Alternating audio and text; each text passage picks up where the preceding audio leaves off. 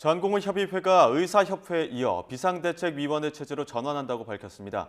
집단 행동에 나설지에 대한 회의 결과는 공개하지 않고 있는데 사직서 투쟁에 나설 것이라는 전망도 나오고 있습니다. 정부는 의사들에게 진료 현장을 지켜달라면서도 단체 행동에 대해서는 강경 대응 방침을 고수하고 있습니다. 취재기자 연결해서 들어보겠습니다. 김혜은 기자.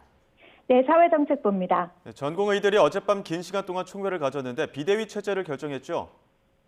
네, 전공의협의회는 어젯밤 온라인 총회를 열어 의대 증원에 대한 대응 방안을 논의했습니다. 우선 회장을 제외한 집행부가 모두 사퇴하고 비상대책위원회 체제로 전환하기로 했습니다. 다만 파업 등 집단 행동 여부에 대한 공식적인 입장은 밝히지 않았습니다.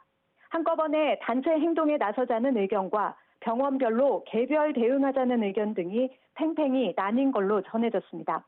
일각에서는 전공의들이 이달 말 진행되는 병원과의 계약에 응하지 않는 사직서 투쟁에 나설 거라는 전망도 나옵니다.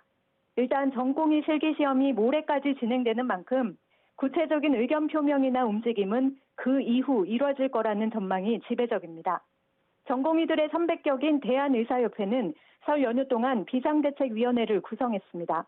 모레 전국에서 걸기대회를 열 예정인데 이 때문에 일부 의사들이 단축 진료에 나설 가능성이 큽니다.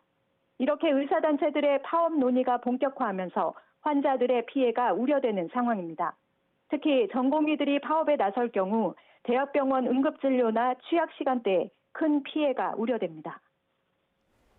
네, 정부가 오늘 아침에 중수본 회의를 진행했는데 어떻게 대응하겠다는 입장입니까? 네, 정부는 일단 전공의협회가 단체 행동을 표명하지 않은 것에 대해서는 다행이라고 밝혔습니다. 하지만 전공의들이 파업을 하지 않겠다는 입장을 밝힌 것도 아닌 만큼 이에 대한 대비에 주력하겠다고 강조했습니다. 정부는 전공의들이 사직서 투쟁에 나서는 상황에 대비해서 사직서를 수리하지 말라고 병원 측에 지시를 내렸다고 밝혔습니다. 그러면서 전공의들이 자신들의 진로를 바꿔가면서까지 극한 투쟁으로 가지 않도록 대화와 설득에 나서겠다고 강조했습니다. 휴가를 내고 진료 현장을 떠난다든지 법정 근로시간을 지키는 방법으로 진료 시간을 단축하는 등의 행동에 대해서는 진료 차질이 발생하지 않도록 병원 측과 협의하겠다고 밝혔습니다. 다만 의사들이 파업에 나설 경우 즉각 업무 개시 명령을 내릴 방침입니다. 정부는 의사들이 명령에 따르지 않을 경우 면허 취소까지도 검토하고 있다고 강조했습니다. 또 환자들의 피해를 최소화하기 위해 비상진료 체계를 가동하고 지자체별로 응급진료 체계를 구축하고 있다고 밝혔습니다.